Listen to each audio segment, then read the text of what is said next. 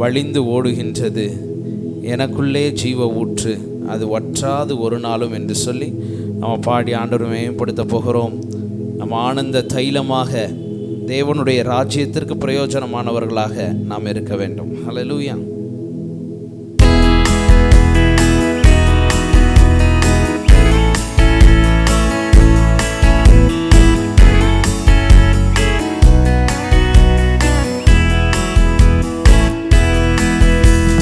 பாத்திரம் நிரம்பி நிரம்பி வழிகின்றது, அது வழிந்து ஓடுகின்றது. என் பாத்திரம் நிரம்பி நிரம்பி வழிகின்றது, அது வழிந்து ஓடுகின்றது. எனக்குள்ளே ஜீவ ஊற்று, அது வற்றாது ஒரு நாளும். எனக்குள்ளே ஜீவ ஊற்று, அது வற்றாது ஒரு நாளும். எனக்குள்ளே ஜீவ ஊற்று, அது வற்றாது ஒரு நாளும். எனக்குள்ளே ஜீவ ஊற்று, அது வற்றாது ஒரு நாளும். அபிஷேக நதி நானே, அகிலமெங்கும் பரவிடுவேன். அபிஷேக நதி நானே, அகிலமெங்கும் பரவிடுவேன். ஏராளமான மீன்கள், திரளான உயிரினங்கள், ஏராளமான மீன்கள், திரளான உயிரினங்கள். நதி பாயும் இடமெல்லாம், நான் போகும் இடமெல்லாம், நதி பாயும் இடமெல்லாம், நான் போகும் இடமெல்லாம். எனக்குள்ளே ஜீவ ஊற்று, நான் ஒரு நாளும். எனக்குள்ளே ஜீவ ஊற்று, அது வற்றாது ஒரு நாளும். என் பாத்திரம் நிரம்பி நிரம்பி வழிகின்றது, அது வழிந்து ஓடுகின்றது. என் பாத்திரம் நிரம்பி நிரம்பி வழிகின்றது, அது வழிந்து ஓடுகின்றது. முழங்கிடுவேன் தினம் சுவிசேஷம், ஒடுக்கப்பட்ட இந்த உலகத்திற்கு. முழங்கிடுவேன் தினம் சுவிசேஷம், ஒடுக்கப்பட்ட இந்த உலகத்திற்கு. காயங்கள் ஆற்றிடுவேன், கட்டுகள் அவிழ்த்திடுவேன். காயங்கள் ஆற்றிடுவேன், கட்டுகள் அவிழ்த்திடுவேன். விடுதலை பறைசாற்றுவேன், சபைக்கு விடுதலை, விடுதலை பறைசாற்றுவேன். என் தேசத்துக்கு விடுதலை. எனக்குள்ளே ஜீவ ஊற்று, அது வற்றாது ஒரு நாளும். எனக்குள்ளே ஜீவ ஊற்று, அது வற்றாது ஒரு நாளும். எனக்குள்ளே அது வற்றாது ஒரு நாளும். எனக்குள்ளே ஜீவ ஊற்று, அது வற்றாது ஒரு நாளும். அயல் மொழிகள் தினம் பேசிடுவேன், இறைவாக்கு உரைத்திடுவேன். அயல் மொழிகள் பேசிடுவேன், இறைவாக்கு உரைத்திடுவேன். சாத்தானை துரத்திடுவேன், கரம் நீட்டி சுகம் கூறுவேன். சாத்தானை கரம் நீட்டி சுகம் கூறுவேன். அதிசயம் தினம் காணுவேன், அதிசயம் தினம் காணுவேன். எனக்குள்ளே ஜீவ ஊற்று, அது வற்றாது ஒரு நாளும். எனக்குள்ளே ஜீவ ஊற்று, அது வற்றாது ஒரு நாளும். சேர்ந்து எனக்குள்ளே ஜீவ ஊற்று, அது வற்றாது ஒரு நாளும். எனக்குள்ளே அது வற்றாது ஒரு நாளும். என் நிரம்பி வழிகின்றது, அது வழிந்து ஓடுகின்றது. என் பாத்திரம் நிரம்பி நிரம்பி வழிகின்றது, அது வழிந்து ஓடுகின்றது. ஹல்லேலூயா. திருச்சபைக்கும் தேவனுடைய ராஜ்யத்திற்கும் நம்ம பிரயோஜனமானவர்களாக இருக்க வேண்டும் அப்படின்றதற்காகத்தான் ஆவியானவர் நமக்கு கொடுக்கப்பட்டிருக்கிறார். ஹல்லேலூயா. நம்ம எல்லாம் ஜெபிக்கலாம். வார்த்தைக்காக நம்ம ஆயத்தமாகி நம்ம ஜெபிக்கலாம். கண்களை மூடி. எங்கள் அன்புள்ள தெய்வமே, இந்த நல்ல வேலைக்காக நன்றியோடு துதிக்கிறோம், சோத்தரிக்கிறோம். ஆண்டவரே, நீர் எங்களோடு பேசுங்க, எங்களுக்கு கற்றுக் கொடுங்க, ரகசியங்களை போதிங்க. ஆண்டவரே, உடைய சமூகத்தில் நாங்கள் காத்திருக்கிறோம். மரியாள் தன்னை விட்டு எடுபடாத நல்ல பங்கை தெரிந்து கொண்டது போல ஆண்டவரே, உம்முடைய வாயிலிருந்து வருகிற ஜீவ வார்த்தைக்காக நாங்கள் காத்து கொண்டு இருக்கிறோம்ப்பா. மனுஷன் அப்பத்தினால் மாத்திரமல்ல, தேவனுடைய வாயிலிருந்து புறப்படுகிற ஒவ்வொரு வார்த்தையினாலும் பிழைப்பான் என்றபடியே நாங்கள் ஒவ்வொரு வார்த்தைக்காக காத்து கொண்டு இருக்கிறோம். இந்த நேரத்தில் நீங்கள் எங்களோடு வெளிப்படுங்க. ஊழியக்காரரை மறைத்து உம்முடைய வார்த்தை எங்களோடு வெளிப்படட்டும். ரகசியங்களை போதிங்க, மறைப்பொருட்களை வெளிப்படுத்துங்க, ஆழங்களுக்கு எங்களை அழைத்து செல்லுங்க. எங்களை சரண்டர் பண்ணுறோம், காத்திருக்கிறோம். உம்மை ஸ்தோத்தரிக்கிறோம், துதிக்கிறோம். இயேசுவின் நாமத்தில் ஜெபிக்கிறோம் எங்கள் நல்ல பிதாவே. ஆமென், ஆமென். அல்லேலூயா. ஆண்டவராகிய இயேசு கிறிஸ்துவின் நாமத்துக்கு மகிமை உண்டாவதாக. தேவ பிரசன்னத்திலிருந்து உங்கள் ஒவ்வொருவரையும் வாழ்த்தி வரவேற்கிறேன். ஆண்டவருடைய கிருபை உங்களையும் உங்கள் வீட்டார் யாவரையும் சூழ்ந்து கொள்வதாக. பிரியமான தேவனுடைய பிள்ளைகளே, இந்த நாளிலேயும் நாம் வேத பாட வகுப்பிலே உவமைகளை பற்றி பார்த்து கொண்டிருக்கிறோம்.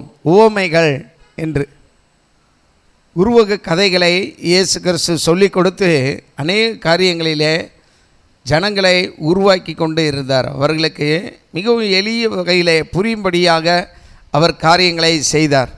ஆகவே இந்த உவமைகள் என்பது நமக்கு புரிந்து கொள்ளும்படியாய் மிகவும் எளிய முறையிலே சொல்லி கொடுக்கப்படுகிற காரியமாய் இருக்கிறது. இன்றைய நாளிலேயும் கூட பரலோக ராஜ்யத்தை குறித்த உவமையிலே நம்ம ஒரு உவமையை தியானிக்க போகிறோம். இந்த உவமை திராட்சை தோட்ட வேலையாட்களின் உவமை என்று சொல்லப்படுகிறது. ஒரு திராட்சை தோட்டத்துக்கு வேலையாட்களை நியமிக்கிற அந்த உவமை.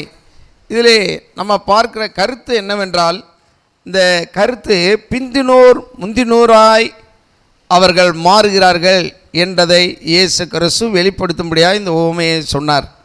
பிந்தினோர் முந்தினோராய் மாறுகிறார்கள் என்கிறதை வலியுறுத்தும்படியாய் இந்த காரியத்தை அவர் பேசினார். ஆகவே நம்முடைய வாழ்க்கையிலே நம்ம எந்த காரியத்திலையும் கவனமாக இருக்க வேண்டும். கவனம் இல்லாமல் விட்டுவிட்டால் நம்மளுக்கு பின்னால் வர்றவங்க முன்னால் போயிடுவாங்க. அல்லேலூயா.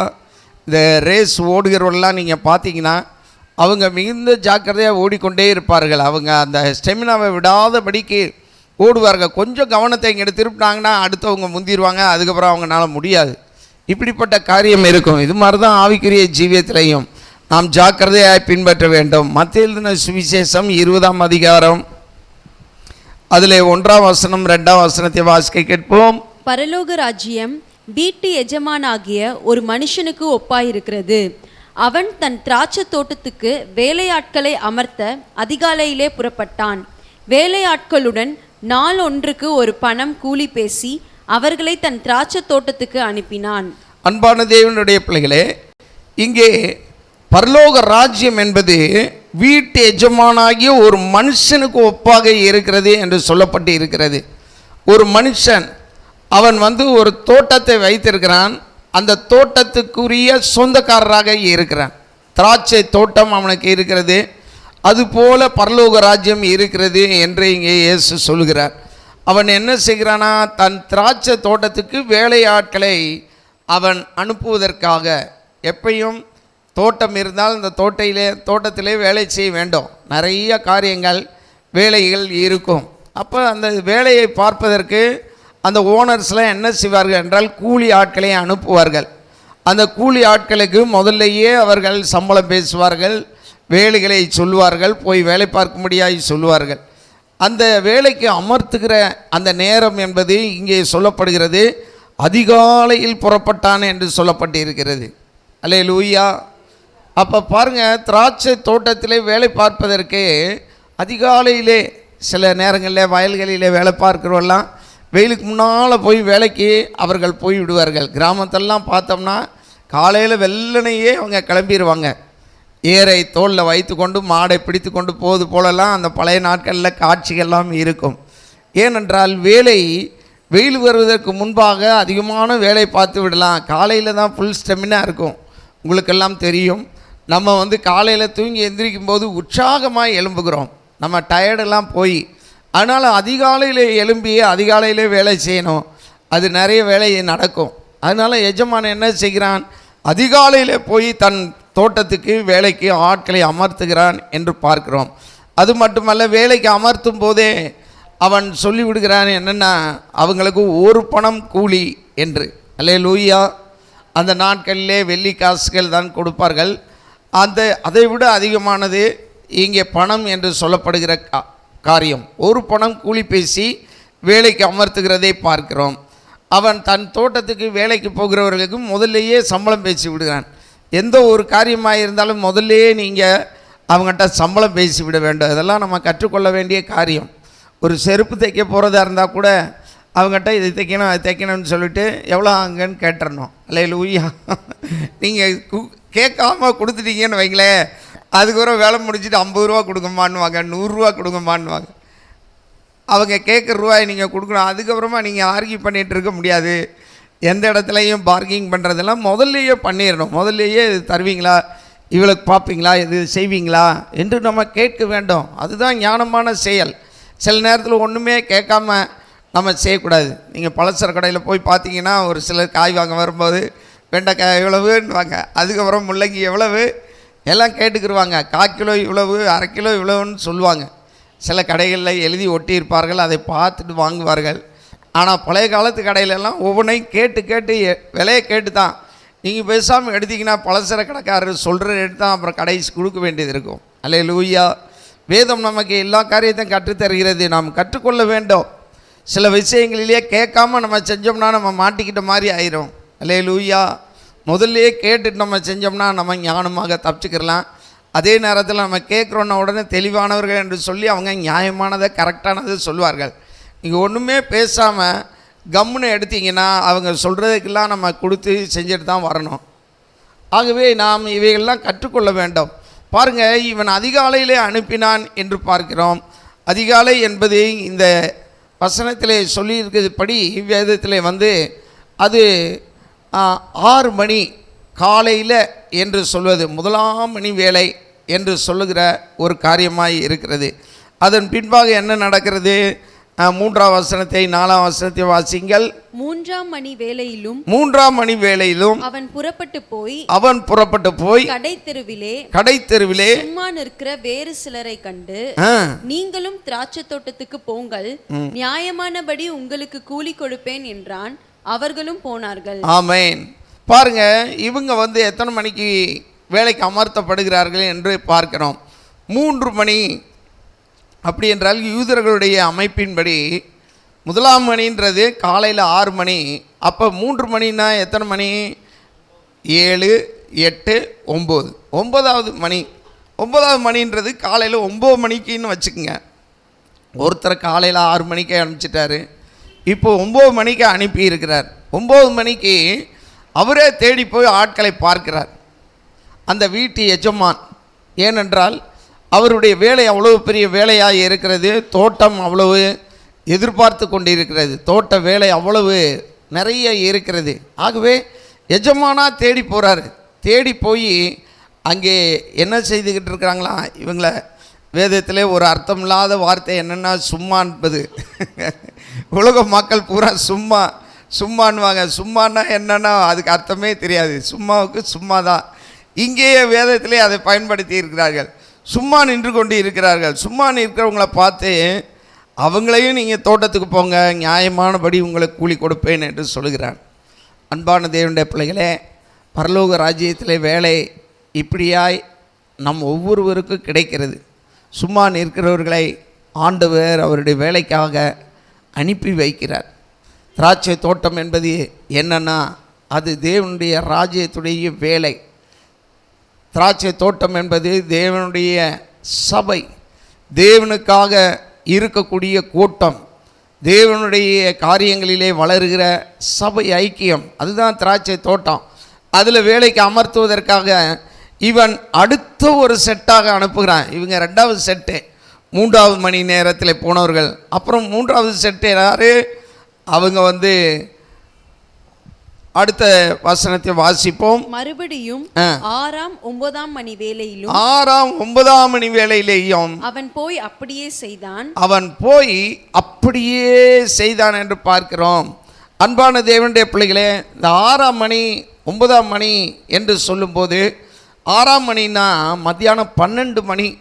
மத்தியானம் 12 மணிக்கு வேலைக்கு அமர்த்துகிறான். நம்மளுடைய வழக்கத்தின்படி அது என்னென்னா பாதி நாள் போச்சு, பாதி நாள் முடிஞ்சிருச்சு. இனிமேல் மத்தியானம் 12 மணிலேருந்து திரும்ப 6 மணி வரைக்கும் இன்னும் ஆஃப் டே தான் இருக்குது. அரை நாள் இருக்கும்போது அப்பே அனுப்பி வைக்கிறான். அதுக்கப்புறமா எத்தனை மணிக்கு அனுப்புகிறான்? 9ஆம் மணி அடுத்த செட்டு, 3வது செட்டுக்கு அடுத்து 4வது செட்டு எப்போ அனுப்புகிறான்னா 9ஆம் மணி வேளையிலே. 9ஆம் மணி வேளையிலே என்று சொல்லும்போது அது சாயங்காலம் 3 மணிக்கு வேலைக்கு அமர்த்துகிறான். ஏன் அவனுக்கு அவ்வளவு முக்கியத்துவம்? அவன் வேலை அவ்வளவு முக்கியமான ஒன்று. அதனால் எப்படியாவது ஆட்கள் போய் எப்படியாவது வேலை பார்க்கட்டும். சில வேலைகளை நீங்கள் பார்த்தீங்கன்னா ஒரே ஆள் செஞ்சால் அந்த வேலை அன்னைக்குள்ளே முடியாது. அதனால் என்ன செய்வார்கள்ன்ற நிறைய ஆளை அனுப்பி எப்படியாவது வேலை முடியணும்.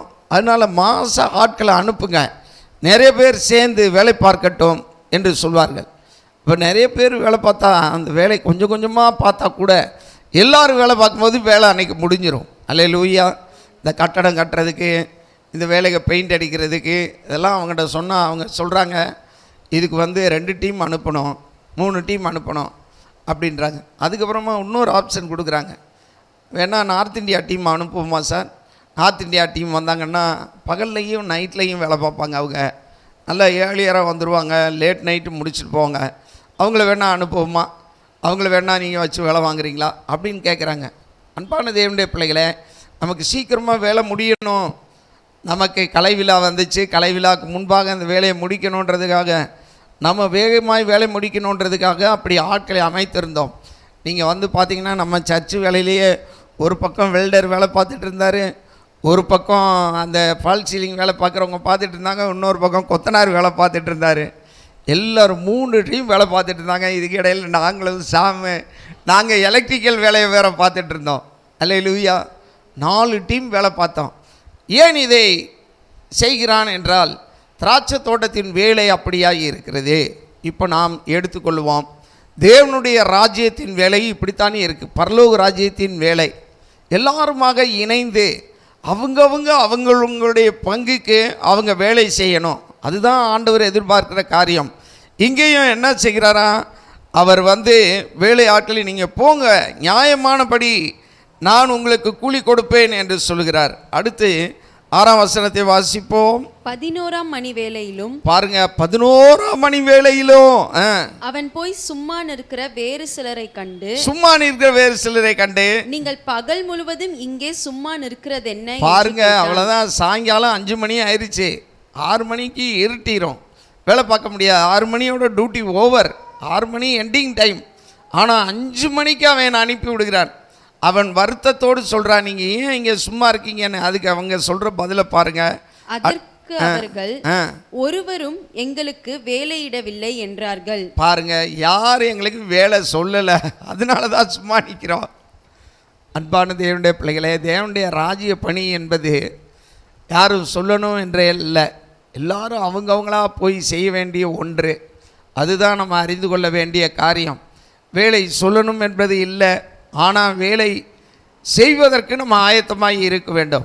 அதே மாதிரி ராஜ்யத்தின் பணியிலே தலைமைத்துவம் அவசியமான ஒன்றாகவும் இருக்கிறது. வேலை நம்ம சொல்லணும். அல்லேலூயா. சொல்லலைன்னா இங்கே சபையில் என் கூட அநேக வாலண்டியர்ஸ் ஒர்க் பண்ணுவாங்க. அந்த வாலண்டியர்ஸை நம்ம சொல்லலைன்னா அவங்கவுங்க நின்று வேடிக்கை பார்த்துக்கிட்டே தான் இருப்பாங்க, பேசிக்கிட்டே தான் இருப்பாங்க. சில நேரங்களில் பார்த்தா ஒரு வேலையும் செய்யாமல் சும்மா அப்படியே ஓப்பி அடிக்கிற குரூப்லாம் இருக்கும். அல்லேலூயா. நம்ம அவங்களுக்கு வேலைகளை நியமிக்கணும். வேலைகளை நியமித்து இந்த வேலையை செய்யுங்க, எல்லாம் சேர் எடுத்து போடுங்க, நீ தொட, நீ வரிசையாக நீ இதை கிளியர் பண்ண, இதை போடு வேக்யூம் கிளீனர் நீ அடி என்றெல்லாம் நம்ம சொல்லணும். எந்த ஒரு காரியமாக இருந்தாலும் நம்ம சொல்லணும். சொன்னாதான் செய்வார்கள் என்பதை நாம் அறிந்து கொள்ள வேண்டும். அல்லேலூயா. நடைமுறை வாழ்க்கையிலையும் சரி, யார் ஒருவரும் அவங்களுக்காக தெரியும்ல, அவங்களுக்கு என்ன தெரியாமலா இருக்குது, அவங்க பார்த்துட்டு தானே இருக்காங்க, அவங்களா செய்யலாமலாம் நினைக்கக்கூடாது. அவங்க செய்ய மாட்டாங்க. நீங்கள் சொல்லணும். யார் அதற்கு பொறுப்பாக இருக்கிறார்களோ, உத்தரவாதியாக இருக்கிறார்களோ, அவர்கள் அதிலே தலைமைத்துவம் என்பது ஒரு வரம். லீடர்ஷிப்பை பற்றி பாஸ்டர் டேவிட் நடத்தும்போது நீங்கள் கற்றிருப்பீங்க. லீடர்ஷிப் என்பது ஒரு வரம். அந்த வரத்தை நம்ம பயன்படுத்தணும். யாருக்கு அந்த தலைமைத்துவ பண்பு இருக்கிறதோ அவர்கள் எழும்பி அந்த காரியத்தை, நீங்கள் இதை செய்யுங்க, அதை செய்யுங்க, நீ போய் இதை பண்ணிட்டு வா, இதை கொடுத்துட்டு வா, அதை பண்ணு என்றெல்லாம் சொல்ல வேண்டும் என்பதை கற்றுக்கொள்கிறோம். போகட்டும்.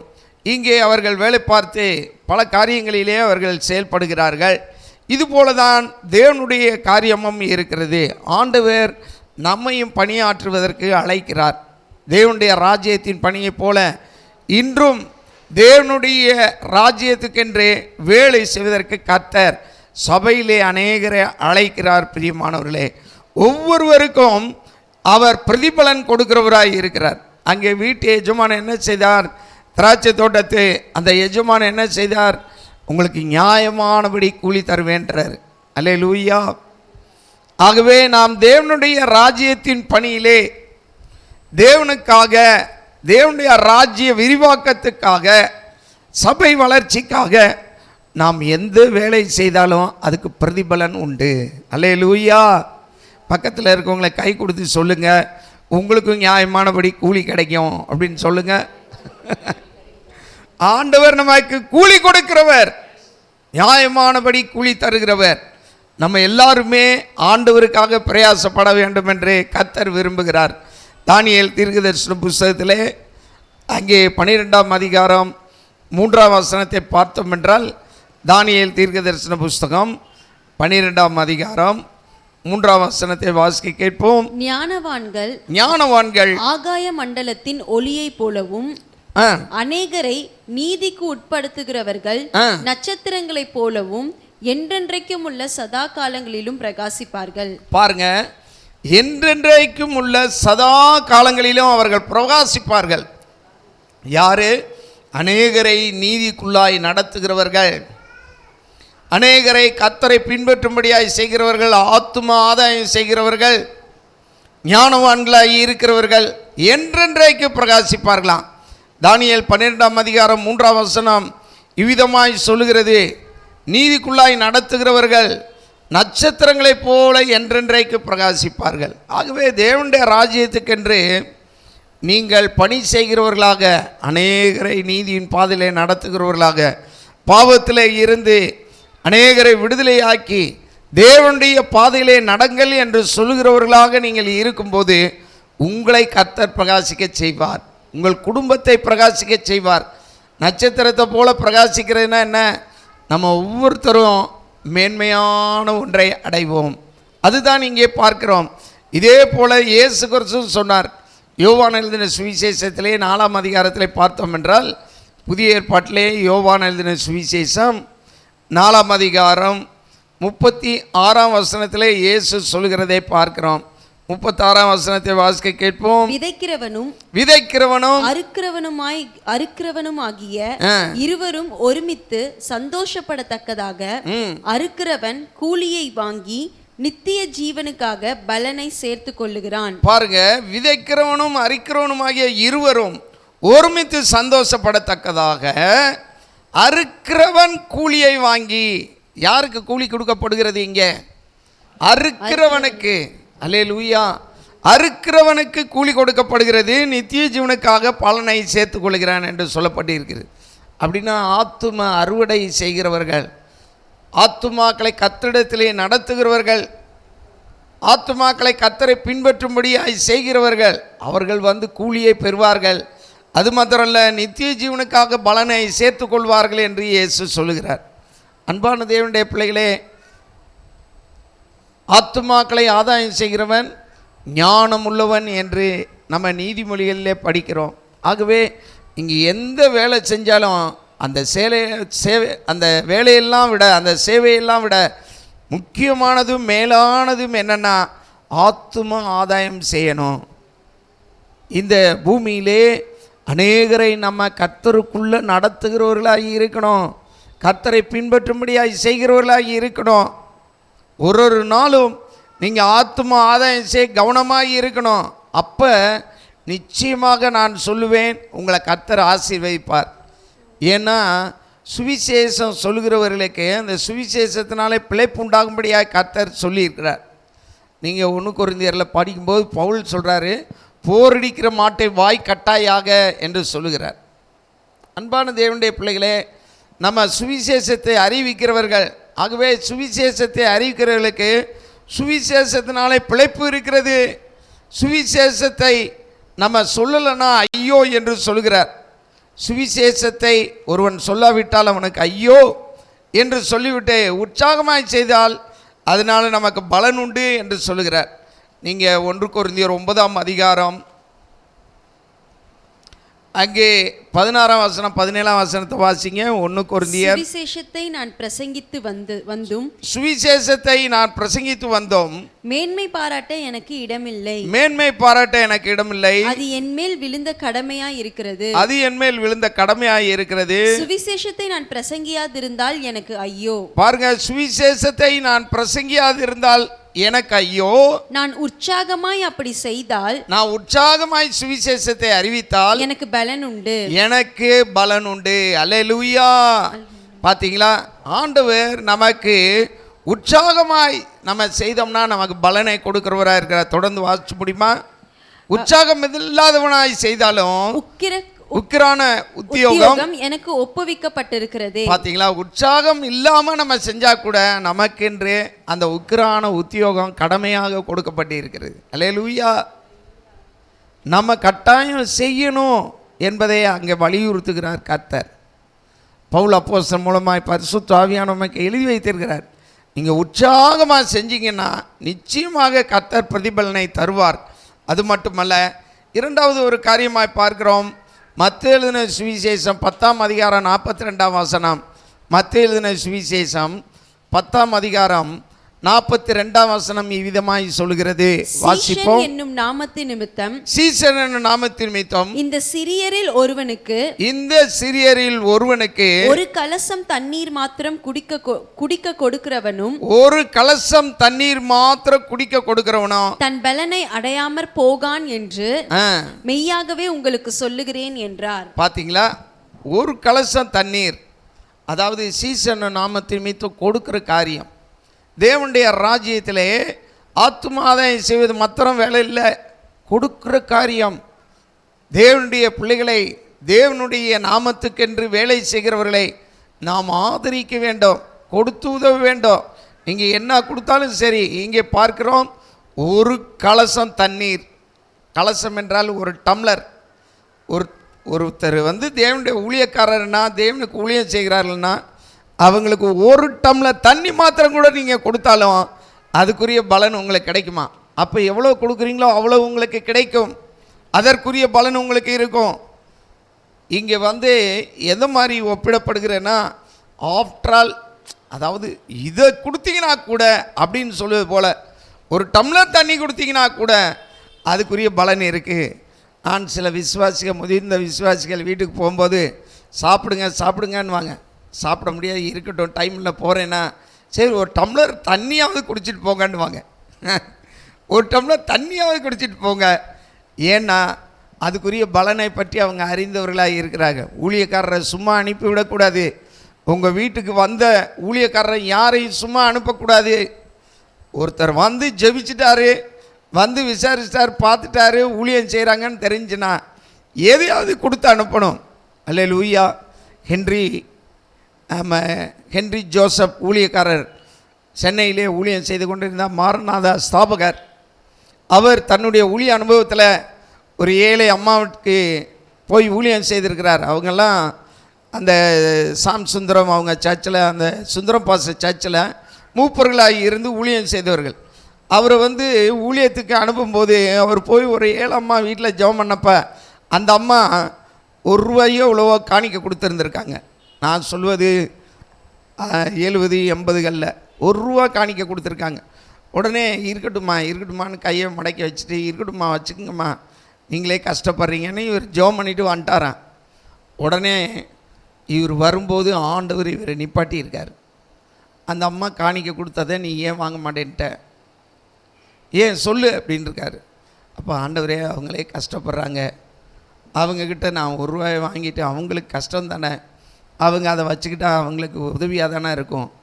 எனக்கு நான் வேலை பார்க்குறேன், அதனால் எனக்கு தேவையில்லை, அதனால் அவங்கள்ட்ட நான் வாங்கலை ஆண்டவரே அப்படின்னு. அப்போ அவங்களுக்கு வர்ற ஆசீர்வாதத்தை நீ கெடுக்கிற, அவங்கள நான் ஆசீர்வதிக்கிறதுக்கு நீயே தடை பண்ணுற. நான் அவங்கள ஆசீர்வதிக்கணும்னா அவங்க விதைக்கணும், அவங்க விதைச்சாதான் அதை நான் விளைய செய்து பெருக செய்து அவங்கள அறுக்க செய்வேன். நீ இப்போ என்ன செஞ்சிட்ட, அவங்கள விதைக்க விடாமல் நீ அதை ஒளிச்சு வைக்கும்படியாக செஞ்சுட்டு வந்துட்ட அப்படின்னதும், ஆண்டவரே என்னை மன்னிங்க ஆண்டவரே, இனிமேல் எங்கேனாலும் யார் எவ்வளோ கொடுத்தாலும் நான் ஜெபம் பண்ணி வாங்கிக்கிடுவேன், நான் வாங்காமல் இருக்கவே மாட்டேன் ஆண்டவரே, இந்த நல்ல பாடத்தை எனக்கு கற்றுக் கொடுத்தீங்கன்னு அவர் சொன்னாராம். அன்பான தேவனுடைய பிள்ளைகளே, நம்முடைய ஜீவியத்திலே நம்ம பரலோக ராஜ்யத்துக்கென்று திராட்சை தோட்டத்தின் வேலைகளிலே ஒன்று என்னென்னா கொடுக்கிறது. நீங்கள் கொடுக்கிற காரியம் ஆண்டவர் உங்களுக்கு பலனை கொடுக்கிறவராய் இருக்கிறார். திராட்சை தோட்டத்தின் வேலையில் எத்தனையோ பேர் இருக்கிறாங்க, சபையில் எவ்வளோ பேர் இருக்கிறாங்க, உழைக்கிறவர்கள் இருக்கிறார்கள், கொடுக்கிறவர்கள் இருக்கிறார்கள், எல்லாமே வேலை தான். அதான் பாஸ்டர்மா ஜெபம் நடத்தும்போது சில நேரத்தில் சொல்லுவாங்க, ஆண்டவரே இங்கே வேலை செய்கிறவர்கள் மட்டுமல்ல, எங்கே இருந்தெல்லாம் காணிக்க கொடுக்குறவங்க அவங்களையும் ஆசீர்வதிங்கன்னு ஞாபகத்தில் வைத்து சொல்லுவார்கள். அல்லேலூயா. நம்மக்கிட்ட நமக்கு தெரியாமலே நமக்கு ஜிபேயில் ரூபா அனுப்பி விடுறாங்க. எத்தனையோ பேர் அவர்களுடைய தசமபாகங்களை அனுப்புகிறாங்க, காணிக்கைகளை அனுப்புகிறாங்க. அதெல்லாம் கர்த்தர் கணக்கிலே வைக்கிறார், அவங்களுக்கும் பலன் தருகிறவராக இருக்கிறார். திராட்சை தோட்டத்தின் வேலை எந்த இடத்துல வேலை நடக்குதோ அந்த வேலைக்கு நம்ம கொடுக்கணும். இந்த இதில் இருக்கிற மாதிரி, கோயில்களில் இருக்கிற மாதிரி அந்த பொக்கிஷ சாலைகள்லாம் அப்படியே போய் உள்ளே போட்டு அங்கேயே பதுக்கிடக்கூடாது. நீங்கள் திருப்பதி கோயிலெல்லாம் எவ்வளோ இருக்குன்றாங்க, அங்கே போகிறது திரும்பவே மாட்டேங்குது, அங்கேயே அப்படியே வச்சு அடக்கம் பண்ண மாதிரி அந்த ரூமுக்குள்ளேயே வச்சிடுறாங்க. அன்பான தேவனுடைய பிள்ளைகளே, அப்படி நம்ம இருக்கக்கூடாது. ஒரு இடத்துல வேலை நடக்குதுன்னா அந்த வேலை நடக்கிறதுக்கு நம்ம கொடுக்கணும். நாங்கள் ஏற்கனவே ஒரு ஊழியம் செய்து கொண்டு இருந்தோம். அது என்னென்னா, ஊழியக்காரர் எல்லாரும் இணைஞ்சு எந்த சபை கட்டப்பட்டு கொண்டு இருக்குதோ அந்த சபைக்கு எல்லாரும் அவங்கவங்க கொஞ்சம் கொடுத்து அந்த சபை கட்டுறதுக்கு உதவி செய்யணும் என்று. அது ஒரு வகை ஊழியம். அந்த ஊழியத்தை நெகேமியாவின் ஊழியம் எழுந்து கட்டுவோம் வாருங்கள் என்று அந்த காரியத்தை செய்யும்படியாக ஒரு ஏவுதல்ல செய்தார்கள். ஏன்னா சபை கட்டுறவங்களுக்கு தேவை, அவங்களுக்கு நம்ம கொடுக்கணும். ஏற்கனவே சபை வைத்துட்டு இருக்கிறவங்களுக்கு, பெரிய சபைகளை வைத்துட்டு இருக்கிறவங்களுக்கு நம்ம கொடுத்து அதை ஸ்டாக் பண்ணுறதை விட புதிதாக ஒரு இடத்துல கட்டி கொண்டு இருக்கிறார்கள், புதிதாக உருவாகுதுன்னா அதில் எல்லாரும் கவனம் செலுத்தணும். அங்கே உருவாகணும், அங்கே டெவலப் ஆகணும், அங்கே நம்ம கொடுக்கணும். இப்படி தான் இந்திய தேசத்திலே மிஷினரிகள் இந்தியாவிலே ஊழியங்களை பல வகைகளிலே செய்து பள்ளிக்கூடங்களை மருத்துவமனைகளை உருவாக்கினார்கள். அவங்ககிட்ட தாராளமாக இருந்ததை வச்சு கொடுக்கல. மிஷினரிகளாய் வந்தவர்களுக்கு அங்கேருந்து மிஷினரி காணிக்க கொடுத்தவர்கள் என்ன செய்தார்கள்னா, அவங்க நல்ல குடும்பத்தை சேர்ந்தவர்கள், உயர்ந்த நிலைமையில் இருக்கிறவர்கள் என்ன செய்வாங்களா, யாராவது ஒரு வீட்டுக்கு போய் பாத்திரம் விலைக்கு கொடுக்குறதுக்கு வேலை இருக்கான்னு கேட்டு அங்கே போய் பாத்திரம் விலைக்கு வாங்கலாம். பாத்திரம் விலைக்கு அந்த வர்ற பணத்தை, எக்ஸ்ட்ரா வர்ற பணம் மாதிரி அதை நினச்சி அதை தான் இந்தியாவுக்கு அனுப்புவார்களாம். இந்தியாவுக்கு அனுப்பக்கூடிய காணிக்கைகளுக்காக அங்கே கடினமாக வேலை பார்ப்பார்களாம். அவங்க தங்களுடைய சுகமான வாழ்க்கையை விட்டுட்டு மனைவி பிள்ளைகளோடு இருக்கக்கூடியவர்கள் அவங்க வேலை பார்த்து அவங்க குடும்பத்துக்குன்னு சம்பளம் வந்துட்டுருக்கோம். அவர் யூனிவர்சிட்டியில் வேலை பார்க்குறாருன்னு வைங்க, யூனிவர்சிட்டியில் இருந்து அவருக்கு மாத சம்பளம் வரும். ஆனால் காலையில் போய் யார் வண்டியாவது கழுவுறதுக்கு வேலை இருக்கான்னு கேட்டு ஒரு 2 வண்டி 2 காரை கழுவி விடுவாராம். அவர் காரை கழுவி விடுறதில் அவருக்கு சில பணங்கள் வரும். அந்த கழுவி விடுற பணத்தை வாங்கி அதை இந்தியாவுக்கு மிஷினரி காணிக்கையை அனுப்பி வைத்து விட்டு அவங்களுடைய அன்றாட வாழ்க்கைக்கு யூனிவர்சிட்டியில் வேலைக்கு போவாராம். நிறைய பேர் தங்களுடைய சாட்சிகளிலே அப்படி சொல்லுகிறார்கள். தோட்ட வேலை பார்க்கிறவர்கள் இருக்கிறாங்க, சாயங்காலத்தில் ஹோட்டலில் போய் வேலை பார்க்கிறவர்கள் இருக்காங்க, வீட்டில் போய் குழந்தையை கவனிக்கிறவர்கள் இருக்கிறார்கள். அன்பான தேவனுடைய பிள்ளைகளே, அதுடைய தரிசனம் நமக்கு இருக்கணும். திராட்சை தோட்டத்தின் வேலையில் நம்ம கொடுப்பது என்பதும் ஒரு வேலை. அல்லேலூயா. நாம் வேதத்திலே பார்க்கிறோம். 1 கொரிந்தியர் 3ஆம் அதிகாரம் 8ஆம் வசனம் 9ஆம் வசனம். 1 கொரிந்தியர் 3ஆம் அதிகாரம் 8ஆம் வசனம் 9ஆம் வசனத்தை வாசிக்க கேட்போம். மேலும் நடுகிறவனும் நீர் பாய்ச்சுகிறவனும் ஒன்றாய் இருக்கிறார்கள். அவன் தன் வேலைக்கு தக்கதாய் கூலியை பெறுவான். அல்லேலூயா. அப்படின்னா என்ன அர்த்தம்? நடுகிறவன் என்பது ஒரு ஆத்மாவை ஆதாயம் செய்கிறவன், ஒரு செடியை நடுறது மாதிரி. ஆனால் நட்ட பிறகு அப்படியே விட்டோம்னா முடியுமா சொல்லுங்கள்? நட்ட பிறகு அதுக்கு தண்ணீர் பாய்ச்சணும். தண்ணீர் பாய்ச்சுவது என்றால் என்ன? அது வளருவதற்கு தேவையான போஷாக்குகளை கொடுக்கணும். வளருகிறதுக்கு நம்ம கொடுத்து கொண்டே இருக்கணும். ஒரு ஆத்மாவை ஆதாயம் பண்ணிட்டா அந்த ஆத்மாவை அப்படியே விட்டுறக்கூடாது. திராட்டில் விட்டாங்கன்னு வாங்க பாருங்கள், அந்த மாதிரி திராட்டில் விட்டுறக்கூடாது. ஃபாலோ பண்ணணும். தொடர்ந்து நீங்கள் பின்தொடர் பணி செய்யணும். ஒரு குழந்தை பிறக்குது, குழந்தை பிறந்த உடனே அது வளர்கிற வரைக்கும், பச்சிலம் குழந்தையில் இருந்து அது வாய் திறந்து பேசுகிற வரைக்கும் அதுக்கு எவ்வளோ கவனம் செலுத்துகிறோம் யோசித்து பாருங்கள். அந்த குழந்தையுடைய செயல்களை வைத்து கவனித்து அதுக்கு என்ன பண்ணுது, பசிக்குது, இப்போ அழுகுது, ஏதோ வயிறு வலிக்குது போல், இது அழுகுது, தூக்கம் வருது போல், இது இப்போ அழுகுது, அதனால் இது எதுனா போயிருக்குன்னு பாருங்கள். ஏதாவது மோஷன் போயிருக்கா, யூரின் போயிருக்கா, அதுக்காக தான் அழுகுது, இதை கவனிங்க.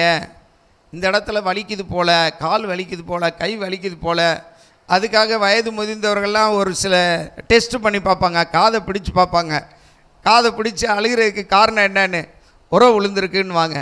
உரம்னா என்னன்னே தெரில, கிணத்து உரையா ஆட்டு உரலுடைய உரையான்னு தெரில. ஆனால் அவங்க கண்டுபிடிப்பாங்க. அந்த குழந்தையுடைய சிம்டம்ஸை வைத்து அந்த குழந்தையை சரியாய் பராமரிக்கிறதுக்கு கவனம் செலுத்துகிறாங்க. இதே மாதிரி தான் நீர் பாய்ச்சுகிறவர்கள் என்றால் யாருன்னா, ஒருத்தர் புதிதாக ரட்சிப்புகளை கொண்டு வந்து, இந்த நம்ம மீட்டிங் நடத்தினோம் டிசம்பர் மாதம், நம்ம பாஸ்டர் அநேகரை கூப்பிட்டு அவங்களுக்கு வேண்டிய உதவியெல்லாம் செஞ்சார். அவங்கள எத்தனை பேரை ஃபாலோ பண்ணுறீங்க? நீர் பாய்ச்சுகிற ஊழியம்னா என்ன அர்த்தம்னா, அவங்கள வளர்கிறதுக்கு நம்ம போய் சப்போர்ட் பண்ணிக்கிட்டே இருக்கணும். அல்லேலூயா. அவர்கள் வளருகிற வரைக்கும், வேறு ஊன்ற வரைக்கும் நம்ம அவங்களுக்கு கேர் கொடுத்துக்கிட்டே இருக்கணும். அவங்கள கவனிக்கணும். நீங்கள் பேசணும். நீங்கள் ஒருத்தருக்கு ஒருத்தர் அவங்களோட ஃபோன் பண்ணணும். அவங்கள நேராக போய் பார்க்கணும். டைம் இருந்துச்சுன்னா அவங்க வீட்டுக்கு போய் ஜெபம் பண்ணணும். அவர்களோடு போய் கொஞ்ச நேரம் இன்டிமேட்டாக ஒரு உறவை டெவலப் பண்ணணும். அப்படின்னா தான் அந்த ஆத்மாவை நம்ம ஸ்திரப்படுத்த முடியும், பலப்படுத்த முடியும். குழந்தையை எப்படி ஸ்ட்ராங்காக ஆக்கி அது பேச கற்றுக்கிற வரைக்கும் அதுக்கிட்ட ரொம்ப கவனம் செலுத்தி கவனிக்கிறோம். அதுக்கப்புறம் பேச ஆரம்பிச்சிச்சுன்னா, போப்பாங்கிட்டு போடாங்கிட்டு அங்கிட்டு போய் விளாட்றான்னுவோம். என்ன, அவனுக்கு என்னன்னாலும் அவன் சொல்ல ஆரம்பிச்சிடுவான். கால் வலிக்குது, கை வலிக்குது, பசிக்குது, சோறு போடுங்க, எல்லாம் சொல்ல ஆரம்பிச்சிடுவான். சொல்ல ஆரம்பிச்சிட்டா ஒன்றும் நமக்கு நம்முடைய பங்கு தேவையில்லை. நீர் பாய்ச்சுகிறது என்பது ஒரு ஊழியம். அது எதை காட்டுகிறது? அது வளருகிற வரைக்கும், நல்ல ஸ்ட்ரென்த் ஆகிற வரைக்கும் அதுக்கு நம்ம நீர் பாய்ச்சிக்கிட்டே இருக்கணும். அப்போ என்னாகும்? அந்த வேரெல்லாம் ஸ்ட்ராங் ஆகி வேரெல்லாம் படர்ந்து நல்லா போன பிறகு, பெரிய மரமான பிறகு யாரும் நீர் பாய்ச்ச வேண்டிய தேவையே இல்லை. அல்லேலூயா. ஏன்னா அந்த வேரே போயிடும். அடுத்த தெருவில் ஒரு இடத்துல தண்ணி வருதுன்னா இங்கேருந்து அது போயிடும். வேறு ஆட்டோமேட்டிக்காக வேறு அங்கே போயிருக்கும். அங்கே போய் அங்கே இருக்க தண்ணியை குடித்து இந்த மரம் வளர்ந்துட்டுருக்கோம். அல்லேலூயா. அவர்கள் தானாக வளருவார்கள். இந்த மாதிரி தான் திராட்சை தோட்டத்தின் ஒரு வேலை தான் நீங்கள் நீர் பாய்ச்சுகிற வேலை. நீர் பாய்ச்சுவதுன்னா என்ன? அதுக்கும் கொடுக்குற காரியம்தான் வெளிப்படுகிறது. நம்ம தண்ணியை கொண்டு போய், இப்போ நான் இங்கே இருக்க மரத்துக்கெல்லாம் வாக்கிங் போயிட்டு தண்ணி ஊற்றுவேன். கிட்டத்தட்ட 3 பக்கெட் தண்ணியை எடுத்துகிட்டு போய் எல்லா மரத்துக்கும், சீத்தாப்பழம் மரத்துக்கு, கிட்ட இருக்கக்கூடிய முருங்கை மரத்துக்கு, கொய்யா மரத்துக்கு, எல்லாத்துக்கும் தண்ணி ஊற்றுவேன். அல்லேலூயா. அப்போ தானே நம்ம சீத்தாப்பழத்தை பறித்து சாப்பிட முடியும். நம்ம ஊற்றாமல் விட்டோம்னா எப்படி கிடைக்கும்? அது வளர்வதற்கு வெக்கையான நேரத்தில் அதுக்கு நம்ம தேவையானது போஷாக்கை கொடுக்கணும். பிள்ளைகளுக்கு எப்படி சமைச்சு வைக்கிறோமோ அது மாதிரி தான் மரங்களுக்கு நம்ம தண்ணி கொடுக்கணும். இது கொடுக்குற காரியத்தை வெளிப்படுத்துகிறது. திராட்சை தோட்டத்தின் வேலையில் ஒன்று நம்ம நீர் பாய்ச்சுகிற வேலை. இன்னொரு காரியத்தை நம்ம பார்க்கிறோம். லூக்கா எழுதின சுவிசேஷம் 6ஆம் அதிகாரத்தில் இயேசு சொல்லுகிறார். லூக்கா எழுதின சுவிசேஷம் 6ஆம் அதிகாரம் 35ஆம் வசனத்தை வாசிப்போம். உங்கள் சத்துருக்களை சிநேகியுங்கள், நன்மை செய்யுங்கள், கைமாறு கருதாமல் கடன் கொடுங்கள், அப்பொழுது உங்கள் பலன் மிகுதியாயிருக்கும், உன்னதமானவருக்கு நீங்கள் பிள்ளைகளாய் இருப்பீர்கள். ஆமென், அல்லேலூயா. அன்பான தேவனுடைய பிள்ளைகளே, இங்கே நம்ம பார்க்கிறோம், இது கோல்டன் ரூல் என்று சொல்வார்கள். ஆண்டவர் சொல்லுகிற காரியம் என்னன்னா, உங்கள் சத்துருக்களை சிநேகிக்கணும். அல்லேலூயா. அதுவும் திராட்சை தோட்டத்தின் வேலை தான். திராட்சை தோட்டத்தின் வேலையில் ஒன்று சத்துருக்களை சிநேகிக்கணும், அப்புறம் கைமாறு கருதாமல் கடன் கொடுக்கணும், அதுக்கப்புறமா நன்மை செய்யணும். நம்முடைய வாழ்க்கையிலே நீங்கள் நன்மை செய்கிறவர்களாகி இருக்கணும். மற்றவர்களுக்கு எந்த காரியத்தில் நன்மை செய்ய முடியும் என்று யோசித்து நீங்கள் செய்யணும். ஏன்னா நம்முடைய ஆண்டவருடைய சுவாபங்களே ஒன்று நன்மை செய்கிற சுவாபம். அவர் நன்மை செய்கிறவராய் சுற்றி திரிந்தார். நம்ம நன்மை செய்கிறவர்களாய் நாமும் சுற்றி திரியணும். அதுதான் திராட்சை தோட்டத்தின் வேலை. நற்கிரிகளை செய்யும்படி நாம் தேவனுடைய செய்கைகளாகி இருக்கிறோம் என்று பரிசுத்த ஆவியானவர் எழுதி வைத்திருக்கிறார். நற்கிரிகளாகிய கனியை நம்ம கொடுக்கணும். நன்மை செய்கிறவர்களாக நம்ம வாழணும். யாருக்கு நம்ம நன்மை செய்யலாம் என்று நீங்கள் எதிர்பார்க்கணும்.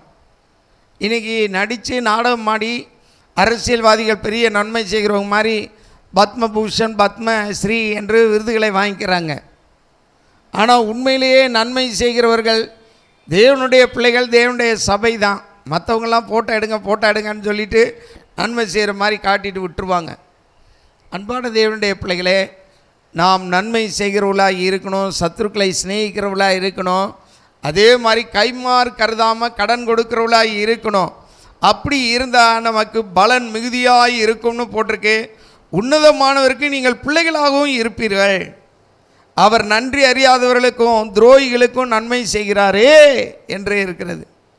நம்முடைய ஆண்டவர் பாருங்க, நன்றி அறியாதவர்களுக்கும் துரோகிகளுக்கும் கூட நன்மை செய்தவர். ஆனால் நமக்குள்ள அந்த பண்பு வரணும். நம்ம என்ன நினைக்கிறோம், நான் ஒரு தடவை செஞ்சேன், அவங்க நன்றி இல்லாதவங்களாக இருக்காங்க, அதனால் திரும்ப அவங்களுக்கு செய்ய மாட்டேன், நன்றி கெட்டவங்க, அவங்களுக்கு செஞ்சு என்ன செய்ய அப்படின்னு நம்ம முடிவெடுத்துடுறோம். ஆண்டவர் பாருங்கள் அப்படி இல்லை. நன்றி இல்லாதவர்களுக்கும் நன்மை செய்தார், துரோகிகளுக்கும் நன்மை செய்தார்.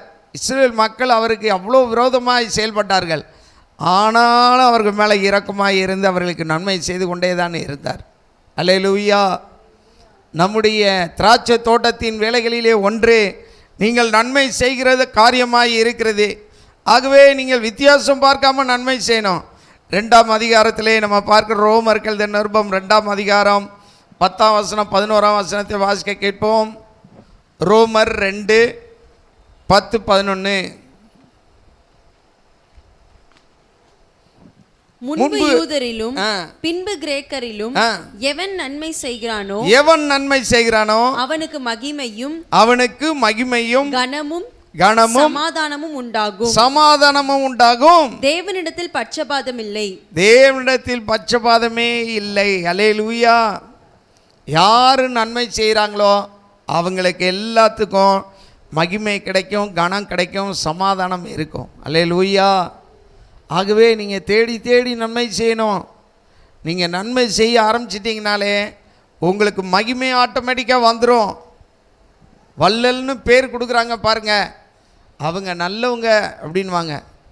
கும்பிட போன தெய்வம் குறுக்க வந்த மாதிரி அவங்க உதவி செஞ்சாங்கன்னு சொல்லுவாங்க. அல்லேலூயா. தெய்வத்துக்கு இணையாக சொல்வார்கள், தெய்வாதீனமாக அவங்க உதவி செஞ்சாங்க பாருங்கன்னுவாங்க. நம்ம தெய்வ பிறவிகளை போல மற்றவர்களால் கருதப்படுவோம். அந்த கடவுளே உதவி செஞ்ச மாதிரி அவங்க உதவி செஞ்சாங்கன்னுவாங்க. எப்படி இந்த பேர் கிடைக்குது? நம்ம நன்மை செய்கிறதுனால. அது மாத்திரம் இல்லை, நம்ம பிறருக்கு நன்மை செய்யும்போது ஆண்டவர் அதை நமக்கு மகிமையாக மட்டுமல்ல நமக்கு சமாதானத்தை ஏற்படுத்துகிறவராக இருக்கிறார். அல்லேலூயா. ஆகவே நன்மை செய்வது என்பது திராட்சை தோட்டத்தின் வேலை. ஆண்டவர் அதனால தான் பிதாவுடைய அன்பை வெளிப்படுத்துவதற்கு நன்மை செய்கிறவராய் சுற்றித் திரிந்தார். நாமும் நன்மை செய்கிறவர்களாய் இருக்க வேண்டும். அது மட்டுமல்ல, நீங்கள் எபேசியருக்கு நிருபம் 6ஆம் அதிகாரம் 7ஆம் வசனத்தை பார்த்தீங்கன்னா அங்கே ஒரு காரியம் எபேஸ் சபைக்கு எழுதப்பட்டு இருக்கிறது. எபேசியர் 6ஆம் அதிகாரம் 7ஆம் வசனத்தை வாசிக்க கேட்போம். அடிமையானவனானாலும் சுயாதீனம் உள்ளவனானாலும் அவனவன் செய்கிற நன்மையின்படியே கர்த்தரிடத்தில் பலனை அடைவான் என்று அறிந்து மனுஷருக்கென்று ஊழியம் செய்யாமல் போதும். பிரியமான தேவனுடைய பிள்ளைகளே, நம்ம அவனவன் செய்கிற நன்மையின்படியே கர்த்தரிடத்தில் பலனை அடைவோம். அல்லேலூயா. மனிதர்கள் நமக்கு திரும்ப நன்மை செய்யணும்னு எதிர்பார்க்காதீங்க. நம்ம பதிலுக்கு பதில் செய்கிற அந்த மொய் செய்கிற கதை மாதிரி இருக்கக்கூடாது. வேணும்னே ஒரு சிலர் 400 ரூபாயை மொய் செஞ்சுட்டு போவாங்க. எதுக்கு 400 ரூபா செய்கிறாங்கன்னு பார்த்தா அவங்க அடுத்தாப்புல நமக்கு 500 ரூபா செய்வாங்கன்னு. 1000 ரூபா செய்வாங்க, இவங்க போய் 1001 ரூபா செஞ்சுட்டு வருவாங்க. அப்படி இருக்கக்கூடாது. அல்லேலூயா. அன்பான தேவனுடைய பிள்ளைகளே, நமக்கு பலன் கொடுக்கிறவர் கர்த்தர். இங்கே பார்க்கிறோம், அடிமையானவனானாலும் சுயாதீனம் உள்ளவனானாலும் யாராக இருந்தாலும் அவனவன் செய்கிற நன்மையின்படியே கர்த்தரிடத்தில் பலனை அடைவான். கர்த்தர் நமக்கு பலன் தருகிறவர். ஆகவே நாம் நன்மை செய்ய கவனமாக இருப்போம். திராட்சை தோட்டத்தின் ஒரு வேலை, நன்மை செய்கிற ஒரு வேலை. அதனால் நம்ம போய் நன்மை செய்கிறவர்களாய் காணப்படுவோம். அதுக்குரிய பலனை கர்த்தரிடத்தில் பெறுவோம். கடைசியாக ஒரு காரியத்தை நாம் பார்க்கிறோம். யாக்கோபு எழுதின பொதுவான நிருபம் 1ஆம் அதிகாரம் அங்கே 12ஆம் வசனத்தை வாசிக்க கேட்போம். 12ஆம் வசனம், யாக்கோபு 1:12. சோதனையை சகிக்கிற மனுஷன் பாக்கியவான். அவன் உத்தமன் என்று விளங்கின பின்பு கர்த்தர் தம்மிடத்தில் அன்பு கூறுகிறவர்களுக்கு வாக்குத்தத்தம் பண்ணின ஜீவ கிரீடத்தை பெறுவான். பாருங்க, இங்கே ஆண்டவர் பலன் கொடுக்கிறார். என்ன பலன் கொடுக்கிறாரா? ஜீவ கிரீடத்தை தர்றார். யாருக்கு அப்படின்னா, சோதனையை சகிப்பது. அதுவும் திராட்சை தோட்டத்தின் ஒரு வேலை. அல்லேலூயா. சிலுவையை சுமப்பது, இயேசு கிறிஸ்துவின் நாமத்தின் நிமித்தம், நீதி நிமித்தம் துன்பப்படுவது, அதுவும் திராட்சை தோட்டத்தின் ஒரு வேலை.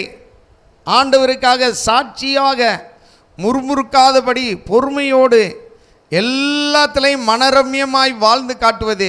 நமக்கு எவ்வளோ கஷ்டம் வந்தாலும் ஆண்டவருடைய சாட்சியாக மறுதலிக்காமல் நிற்கணும். அல்லேலூயா. முறுமுறுக்கக்கூடாது, மறுதலிக்கக்கூடாது, ஆண்டவரை குறை சொல்லக்கூடாது. யோபு பக்தன் எப்படி இருந்தார் பாருங்க. அதுக்காக யோபுக்கு கர்த்தர் என்ன செஞ்சார்? அவருக்கு பலன் கொடுத்தார். அல்லேலூயா. 2 மடங்கு அவர் இழந்ததெல்லாம் திருப்பி கொடுத்தார், பிள்ளைகளையும் கொடுத்தார். அதனால் நீங்கள் நன்மை செய்வது போல இயேசுவுக்காக சாட்சியாக பாடு அனுபவிப்பது, இயேசுவுக்காக சாட்சியாக உபத்திரவத்தை சகிப்பது. இந்த யாக்கோபு இயேசுவுடைய சகோதரர். அவர் எழுதும்போது சபைக்கு பயங்கரமான உபத்திரவ காலம். அநேகர் கொல்லப்பட்டு கொண்டிருந்தார்கள். குடும்பத்தைச் சேர்ந்த ஆண் மக்கள்லாம் கொல்லப்பட்டார்கள். மனைவி பிள்ளைகள் எல்லாம் தனிமைப்படுத்தப்பட்டு வேதனைப்பட்டு கொண்டு இருந்தார்கள். ஆண் மக்களையெல்லாம் பிடித்து கொண்டு சின்ன பையங்களெல்லாம் பிடித்து கொலை பண்ணி கொண்டு இருந்தார்கள். பெண்களெல்லாம் எடுத்து கொண்டு போய்விட்டார்கள். அப்படிப்பட்ட ஒரு உபத்திரவம். அந்த நேரத்தில் தான் இவர் சொல்கிறாரு, நீங்கள் பொறுமையாக சகிச்சிங்கன்னா ஜீவ கிரீடத்தை பருவீங்க அப்படின்னு. அல்லேலூயா. நிச்சயமாக கர்த்தருடைய நாமத்துக்கென்று நம்ம அழைக்கப்பட்டவர்கள், தெரிந்து கொள்ளப்பட்டவர்கள். நம்மளை ஆண்டவர் வச்சிருக்கிறாரு. இனிமேல் நம்ம இந்திய தேசத்தில் என்னென்ன நடக்க போதோ தெரில. இப்பயே பார்க்குறோம், பயங்கரமான கலவரம், போராட்டம், யுத்தம், இப்படிப்பட்ட காரியங்கள்லாம் கேள்விப்படுறோம். மதத்தின் அடிப்படையிலே உபத்திரவம், பல காரியங்களிலே, கிராமங்களிலே, பட்டணங்களிலே பல வகையான காரியங்கள் நடக்குது. எல்லாத்தையும் நீங்கள் பொறுமையோடு சகிக்கணும். அதுவும் திராட்சை தோட்டத்தின் ஒரு வேலை. நீங்கள் பொறுமையோடு சகித்தால் அதுக்குரிய பலனும் உங்களுக்கு கிடைக்கும். அன்பான தேவனுடைய பிள்ளைகளே, நம்ம அந்த ஓமையிலே பார்க்கிற திராட்சை தோட்டத்தின் வேலைகளிலே இவைகள்லாம் அடங்கி இருக்கிறது. அதன் பின்பாக இவன் அந்த வீட்டு எஜமான் கூலி கொடுக்கும்படியாய் வருகிறான். நீங்கள் மத்தேயு சுவிசேஷம் 20ஆம் அதிகாரத்தை மறுபடியும் எடுத்துக்கொள்ளுங்கள். 8ஆம் வசனத்திலிருந்து 12ஆம் வசனம் வரைக்கும் நாம் அந்த மீத பகுதியை படிப்போம். 8ஆம் வசனத்திலிருந்து 12ஆம் வசனம் வரைக்கும் படிக்கலாம். சாயங்காலத்தில் திராட்சை தோட்டத்துக்கு எஜமான் தன் காரியக்காரனை நோக்கி நீ வேலையாட்களை அழைத்து பிந்தி வந்தவர்கள் தொடங்கி முந்தி வந்தவர்கள் வரைக்கும் அவர்களுக்கு கூலி கொடு என்றான்.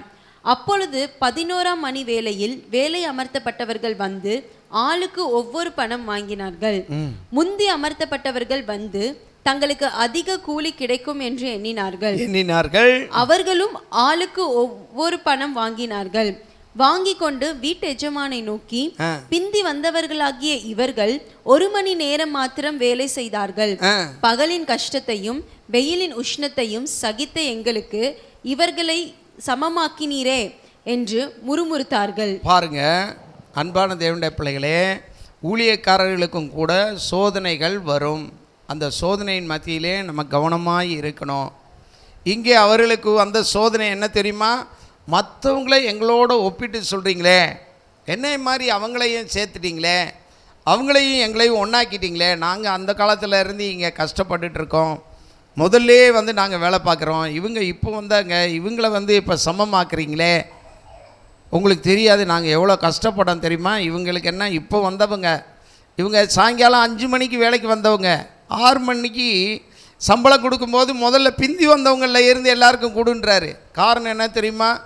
எனக்கு பாஸ்டர் அலெக்சாண்டர் இதுக்குரிய விளக்கத்தை கொடுத்தார். அந்த திராட்சை தோட்டத்தில் காலையில் வேலைக்கு போனாங்க பாருங்கள், அவங்க வந்து 12 பாக்ஸ் நிரப்பியிருந்தாங்களாம். 12 பாக்ஸு திராட்சை பழத்தை நிரப்பியிருக்காங்க, களைகளை வெட்டியிருக்காங்க. ஒரு மணி நேரத்துக்கும் வந்தவங்க, சரி காலையில் வந்தவங்க 12 பாக்ஸ் தான் எடுத்திருக்காங்க, நம்மளும் 12 பாக்ஸ் எடுத்துருவோன்னு சொல்லி அவங்க வேகமாக வேலை பார்த்துருக்காங்க. வேலை பார்த்து அவங்க எல்லாம் 12 பாக்ஸ் எடுத்துட்டாங்க.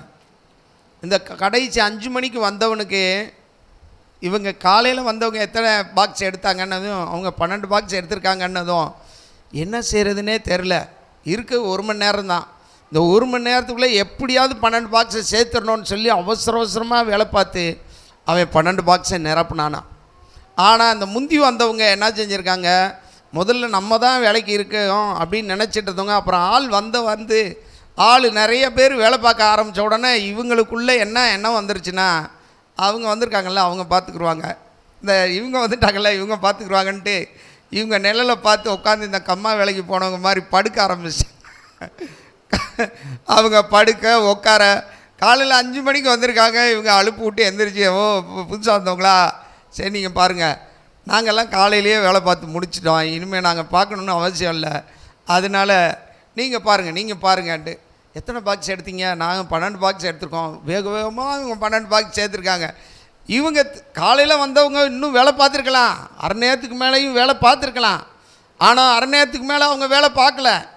காரணம் என்னென்னா, இவங்கெல்லாம் புதுசாக ஆள் வந்துட்டாங்கல்ல, அவங்க பார்த்துக்குருவாங்க இவங்க பார்த்துக்குருவாங்கன்ட்டு சோம்பேறித்தனமாக இருந்து இவங்க வேலையே செய்யலை. இப்போ வீட்டு எஜமானுக்கு தெரிஞ்சிருச்சு. வீட்டு எஜமான் இதை வந்து அறிஞ்சு காரியக்காரன்ட்ட சொல்கிறான், கடைசி வந்தவங்களில் இருந்து சம்பளம் கொடுங்க. கடைசி வந்தவங்களுக்கு ஏன் அவன் பாராட்டு தெரிவிக்கிறான்னா, லேட்டாக வந்தாலும் லேட்டஸ்ட்டாக வந்த மாதிரி,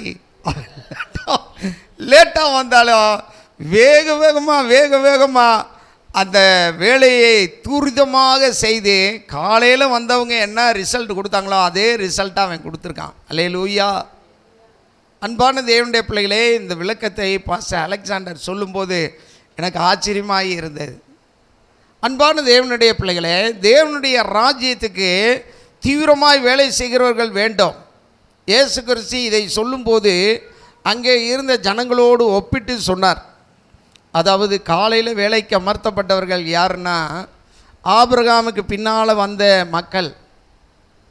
அவங்கெல்லாம் ஆண்டவருடைய ராஜ்யத்துக்கென்று அவ்வளவாக சரியில்லை. அதுக்கப்புறமா ஆண்டவர் என்ன செஞ்சார், திரும்ப நியாயாதிபதிகள் தீர்க்கதரிசிகளை அனுப்பி பார்த்தார், ராஜாக்களை அனுப்பி பார்த்தார். அவங்கெல்லாம் கொஞ்சம் வேலை பார்த்துட்டு அதுக்கப்புறமா செய்யலை. அதுக்கப்புறமா ஆண்டவர் 11ஆம் மணி வேலைன்றது கடைசி நேரத்தில் வேலைக்கு அமர்த்தினது போல சபைக்காக, புதிய ஏற்பாட்டு கால சபைக்காக, அதன் பின்பாக யோவான் அப்போஸ்தலன் மூலமாக, யோவான் ஸ்நானகன் மூலமாக ஒரு கூட்டம் 11ஆம் மணி வேலையிலே வேலைக்கு அமர்த்தப்பட்டவர்கள் போல சபையை உருவாக்கி சபையின் மூலமாக ஊழியத்தை செய்ய வைக்கிறார். இப்போ இவங்க தீவிரமாய் போய் பிரசங்கிக்கிறாங்க. அல்லேலூயா. சபை வளர்ச்சி மிகவும் தீவிரமாய் செயல்படுகிறது. அப்போ யாருக்கு இவர் கூலி தர்றாருன்னா, முதல்ல இருந்து பார்த்தவங்களை விட, முதல்ல இருந்து பார்த்தவங்க ராஜாக்களாக இருக்கட்டும், தீர்க்கதரிசிகளாக இருக்கட்டும், அவங்கெல்லாம் சோரம் போய் சோம்பேறிகளாக இருந்தது போல அங்கே இருக்கிறது. எழுத்தின்படி இதுதான் விஷயம். இயேசு கிறிஸ்து அங்கே சொல்லுகிற காரியம் என்னென்னா, புதிய ஏற்பாட்டு கால சபையிலே ரட்சிக்கப்பட்டவர்கள் வேலை செய்கிறதுக்கு இணையாக இன்று பழைய ஏற்பாட்டிலே இருந்தவர்கள்லாம் வேலை செய்யலை. நம்ம ஆதி சபையவே எடுத்துக்கொள்ளுங்க. நம்மளுடைய இந்திய தேசத்திலே ஆதியிலே இருந்து நல்லா தீவிரமாக செயல்பட்டிருந்தாங்க, சுவிசேஷம் நல்லா அறிவிச்சிருந்தாங்கன்னா இந்நேரம் இந்தியா ரட்சிக்கப்பட்டிருக்கும். அல்லேலூயா. அவங்கெல்லாம் அப்படியே கேட்டு அப்படியே இருந்துட்டாங்க, வேலை செய்யலை. இன்றைக்கி இப்போ இந்த 20ஆம் நூற்றாண்டுக்கு பின்னால் பெந்தேகோஸ்தேயின் ஆவி மறுபடியும் தூண்டப்பட்டு இன்றைக்கி சுவிசேஷம் பரவுகிறது, ஆங்காங்கே சபைகள் உருவாகிறது. 2000க்கு அப்புறமா பல வகைகளிலே முன்னேற்றம், பல வகைகளிலே கர்த்தர் வந்து சபைகளை பெருக்கி எல்லா இடங்களிலும் மிஷனரிகளை அனுப்பி பல காரியங்களை செய்து கொண்டு இருக்கிறார். இதெல்லாம் 11ஆம் மணி வேளையிலே வேலைக்கு அமர்த்தப்பட்டவைகளைப் போல. ஆகவே நாம் தீவிரித்து செயல்படணும். இப்போ கூலி கொடுக்க சொல்லும்போது அவன் சொல்லுகிற காரியம் என்னென்னா, பிந்தி வந்தவர்கள் தொடங்கி முந்தி வந்தவனுக்கு கொடு அப்படின்னு சொன்னவுடனே இவங்களுக்கு அங்கே சோதனை வந்துருச்சு. சோதனை வந்ததுனால என்ன வந்துருச்சு? முறுமுறுப்பு வந்துருச்சு. எங்களை சமமாக்குனீங்களேன்னு. நம்ம அப்படி நினைக்கவே கூடாது. ஒரு எச்சரிக்கையின் செய்தி இங்கே இருக்கிறது. ஆண்டவர் பார்வையில் எல்லாமே ஒன்று. யார் எஃபெக்டிவாக வேலை செய்கிறாங்களோ அவங்கள தான் ஆண்டவர் விசேஷமாய் பார்க்கிறார். சீனியர் ஜூனியர்லாம் இதில் கிடையாது. நான் முதல்ல சர்ச்சுக்கு வந்தவன், நான் அந்த சர்ச்சுக்கு வந்து எத்தனை வருஷம் ஆச்சு தெரியுமா, நீங்கள்லாம் இப்போ வந்து ஞானஸ்தானம் பெற்றுட்டு இப்போ வந்து நாட்டாம் பண்ணுறீங்கலாம் சொல்லக்கூடாது. அல்லேலூயா. ஆண்டவர் செயல் வீரர்களை தான் பார்க்கிறார். வேலை செய்கிறார்களா, தரிசனத்தோடு இருக்கிறார்களா, தேவனுடைய ராஜ்யத்தின் பணியிலே தேவனோடு இணைந்து செயல்படுகிறார்களான்றது தான் பார்க்குறார். நாம் செயல்படுகிறவர்களாக இருக்கணும். இது ஒரு சோதனை. அவங்க முறுமுறுத்த மாத்திரம் இல்லை, அவங்க இருதயத்தில் ஒரு பொறாமையும் இருந்தது. அந்த பொறாமையினால தான் இதை பேசுகிறார்கள். ஆனால் கர்த்தர் அவர்களுக்கெல்லாம் பதில் சொல்கிறார். நீ உன்னுடையதை நீ வாங்கிட்டு போப்பா, நான் சொல்லலையா, நான் ஏற்கனவே உனக்கு நியாயமானபடி கூலி தர்றேன்னு சொல்லியிருந்தனே என்று 13லேருந்து 15 வரைக்கும் வாசிமா. அவர்களில் ஒருவனுக்கு அவன் பிரதி உத்தரமாக, சிநேகிதனே, நான் உனக்கு அநியாயம் செய்யவில்லை, நான் உனக்கு அநியாயம் செய்யவில்லை, நீ என்னிடத்தில் ஒரு பணத்துக்கு சம்மதிக்கவில்லையா, நீ என்னிடத்தில் ஒரு பணத்துக்கு சம்மதிக்கவில்லையா, உன்னுடையதை நீ வாங்கி கொண்டு போ, உன்னுடையதை நீ வாங்கி கொண்டு போ, உனக்கு கொடுத்தது போல, உனக்கு கொடுத்தது போல பிந்தி வந்தவனாகிய இவனுக்கும் கொடுப்பது என் இஷ்டம், பிந்தி வந்தவனாகிய இவனுக்கு கொடுப்பது என் இஷ்டம். என்னுடையதை என் இஷ்டப்படி செய்ய எனக்கு அதிகாரம் இல்லையா, நான் தயாளனாய் இருக்கிறபடியால் நீ வன்கண்ணாய் இருக்கலாமா என்றான். பாருங்க, நான் தயாளனாய் இருக்கிறேன், லேட்டா வந்தாலும் பரவாயில்ல, அவங்களுக்கும் நியாயமானபடி கொடுன்னு சொல்லி ஒரு பணத்தை கொடுக்குறேன். நான் இவ்வளோ தயாளமாக இருக்கும்போது நீ ஏன் வன்கண்ணனாய் இருக்கிற, ஏன் பொறாமப்படுற என்று அங்கே சொல்லுகிறதை பார்க்கிறோம். அன்பான தேவனுடைய பிள்ளைகளே, ஆகவே நாம் இப்படிப்பட்ட சோதனையிலே சிக்கிக்கொள்ளக்கூடாது. எல்லாரையும் ஆண்டவர் கவனிச்சிட்டு இருக்கிறாரு, அவங்கவுங்களுக்கு பலன் தருவார். யாரை பற்றியும் நம்ம கவலைப்படக்கூடாது, யாரை பற்றியும் நம்ம பொறாமப்படக்கூடாது, யாரையும் மேலே கீழே மட்டமாக நினைக்கக்கூடாது. ஆண்டவருடைய பார்வையில் எல்லாரும் முக்கியமானவர்கள், எல்லாரும் சமம். ஒரு தேருக்கு அச்சாணி எப்படி முக்கியமோ அது போல தான். சக்கரம் தான் முக்கியம்னு சொல்ல முடியாது. அச்சாணி சிறுசாக இருந்தாலும் அது முக்கியம். அச்சாணி இல்லைன்னா தேரே ஓடாது, சக்கரம் கவுந்துடும். இந்த மாதிரி தான் சபை ஊழியத்தில் எல்லாரும் முக்கியம். ஆகவே நாம் மிகுந்த ஜாக்கிரதையாய் ஆண்டவரை பின்பற்ற வேண்டும். எபேசியர் நிருபம் 6ஆம் அதிகாரத்தில் 6ஆம் வசனத்திலிருந்து 8ஆம் வசனம் வரைக்கும் வாசிப்போம். மனுஷருக்கு பிரியமாய் இருக்க விரும்புகிறவர்களாக, மனுஷருக்கு பிரியமாய் இருக்க விரும்புகிறவர்களாக, பார்வைக்கு ஊழியம் செய்யாமல், பாத்தீங்களா, பார்வைக்கு ஊழியம் செய்யாமல், கிறிஸ்துவின் ஊழியக்காரராக, கிறிஸ்துவின் ஊழியக்காரராக மனப்பூர்வமாய் தேவனுடைய சித்தத்தின்படி செய்யுங்கள். பாருங்க, இந்த எபேசியர் 6ஆம் அதிகாரத்திலே 6ஆம் வசனத்திலிருந்து 8ஆம் வசனம் வரைக்கும் பார்த்தா, நம்ம மனுஷருக்கு பிரியமாக ஊழியம் செய்யாதபடி தேவனுக்கு பிரியமானபடி நாம் ஊழியம் செய்யணும். அல்லேலூயா. ஆகவே மனுஷருக்கென்று எதையுமே செய்யக்கூடாது. இதே காரியத்தை கொலோசியர் சபைக்கும் எழுதுகிறார். கொலோசியர் சபைக்கு சொல்லும்போது என்ன சொல்கிறார்? கொலோசியர் 3ஆம் அதிகாரம் 24ஆம் வசனத்தை வாசித்து முடிப்போம். எதை செய்தாலும் அதை மனுஷர்களுக்கென்று செய்யாமல், கர்த்தருக்கென்றே மனப்பூர்வமாய் செய்யுங்கள். கர்த்தருக்கென்றே மனப்பூர்வமாய் செய்யுங்கள். அல்லேலூயா. தேவனுடைய திராட்சை தோட்டத்தின் வேலை, சபை வேலையில் நீங்கள் எதை செஞ்சாலும் அதை கர்த்தருக்கென்று மனப்பூர்வமாய் செய்யுங்கள். தேவன் அதைத்தான் நம்மிடத்தில் எதிர்பார்க்கிறார். நிச்சயமாக அதற்குரிய பலனை கர்த்தர் நிச்சயம் உங்களுக்கு தருவார். ஆகவே நாம் ஒவ்வொருவரும் நம்முடைய ஜீவியத்தில் நம்ம என்ன செஞ்சாலும் சேர்த்தான், வெளியே சமுதாயத்தில் போய் வேலை செஞ்சாலும், வெளியே போனாலும் வந்தாலும், எல்லாத்துலேயும் கர்த்தருக்கென்று மனப்பூர்வமாய் செய்ய நாம் நம்மை அர்ப்பணிப்போம். நாம் யாவரும் இருக்கிற இடத்துல எழும்பி நிற்போம். ஆண்டவர் சமூகத்தில் இன்றைக்கு கேட்ட சத்தியத்தின்படி அவருடைய திராட்சை தோட்டத்திலே வேலை நிறைய இருக்குது. நம்மளெல்லாம் வேலைக்கு அமர்த்தி இருக்கிறார். உங்களையும் என்னையும் கர்த்தர் வேலைக்கு அமர்த்தினதை நினைத்து நாம் சந்தோஷப்பட வேண்டும். அதுக்காக ஸ்தோத்திரம் பண்ண வேண்டும். நமக்கு ஒரு வாய்ப்பு கொடுத்துருக்காங்களே என்று தற்காலிக பணியோ நிரந்தர பணியோ ஏதோ ஒரு வேலை நம்ம கொடுத்துருக்கிறார் கர்த்தர். அந்த வேலையை நம்ம மனப்பூர்வமாய் செய்ய வேண்டும். கர்த்தருக்கென்று செய்யணும். மனுஷருக்கு பிரியமாய் நம்ம செய்யக்கூடாது. எல்லா காரியத்திலையும் நம்ம மனுஷருக்கென்று செய்யாமல் கர்த்தருக்கென்று பேதுரு சொல்கிறார், பிரதான மேய்ப்பன் வரும்போது நம்ம மந்திரைக்கு மாதிரிகளாக இருக்கணும். ஆகவே நமக்கு மகிமையும் வாடாதுமான கிரீடத்தை அவர் தருவார் என்று சொல்லப்பட்டிருக்கிறது. அல்லேலூயா. ஆகவே பிரதான மேய்ப்பன் வருவார். அப்பையும் நம்ம பரிசு பெறுகிறவர்களாக இருக்கிறோம். இப்பையும் நமக்கு பரிசு கொடுக்கிறவராக இருக்கிறார் கர்த்தர். நாம் ஜெபிப்போம். அன்பின் தகப்பனே, இறக்க நிறைந்த ஆண்டவரே, திராட்சை தோட்டத்திலே அப்பா பிந்தினோர் முந்தி பங்கடைந்தது போல நாங்களும் கூட முந்தி பங்கடைய எங்களுக்கு உதவி செய்வீராக. எங்கள் கண்கள் திறக்கப்படட்டும் அப்பா.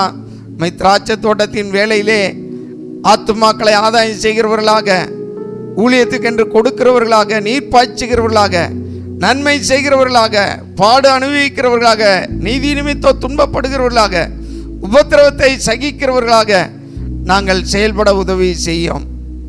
அவனவனுக்கு பலன் கொடுக்கிற கர்த்தர், இதோ நான் சீக்கிரமாய் வருகிறேன், அவனவனுடைய கிரியைகளுக்கு தக்கதாய் அவனவனுக்கு நான் அளிக்கும் பலன் என்னோடு கூட வருகிறது என்று சொன்ன கர்த்தர், இதில் பங்கெடுத்தவர்கள், இந்த ஆன்லைனில் இந்த யூடியூப்பில் பார்த்து கொண்டு இருக்கிறவர்கள் ஒவ்வொருவருக்கும் நீங்கள் பலன் கொடுக்க வேண்டும்.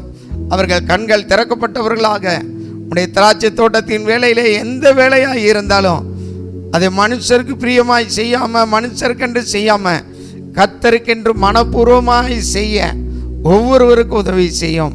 உடைய இரக்கத்துக்கும் பராமரிப்புக்கும் ஒப்பு கொடுக்கிறேன். வந்த ஒவ்வொருவரையும் ஆசீர்வாதத்தோடு அனுப்பும். இயேசு கிறிஸ்துவின் நாமத்தில் ஜெபம் பண்ணுகிறோம் எங்கள் நல்ல பிதாவே, ஆமென். ஆத்துமாவே கர்த்தரை சோதரி, என் முழு உள்ளமே அவருடைய பரிசுத்த நாமத்தை சோதரி. என் ஆத்துமாவே கர்த்தரை சோதரி, கர்த்தர் செய்த சகல உபகாரங்களையும் மறவாதே. ஆமென். நம்முடைய கர்த்தராகிய இயேசு கிறிஸ்துவின் கிருபை, பிதாவாகிய தேவனுடைய அன்பு, பரிசுத்த ஆவியானவரின் அந்யோன்ய ஐக்கியம், பாதுகாப்பு, பராமரிப்பு, வழி நடத்துதல் இன்றும் என்றும் சதா காலமும் நம்மோடும் நம்முடைய வீட்டார் அனைவரோடு கூட என்றென்றைக்கும் இருப்பதாக. ஆமென். அல்லேலூயா. கர்த்தர் உங்களை ஆசீர்வதிப்பார். வந்தே அவருக்கு நன்றி.